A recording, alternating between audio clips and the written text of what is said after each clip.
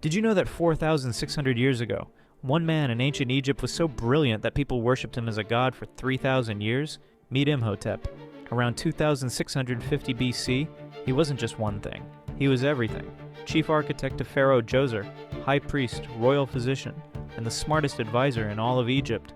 But here's what made him legendary. Imhotep designed the very first pyramid ever built, the Step Pyramid at Saqqara. Before him, pharaohs were buried in flat tombs. Imhotep said, "Let's build toward the heavens," and changed architecture forever. As if that wasn't enough, this genius was performing brain surgery when most of the world was still figuring out farming. Ancient medical texts show he knew about the pulse, treated broken bones, and understood infections. Imhotep was so far ahead of his time that Egyptians couldn't believe he was just human. 2,000 years after his death, they made him a god of medicine and wisdom. One man, 4 incredible careers, and a legacy that lasted 3 millennia.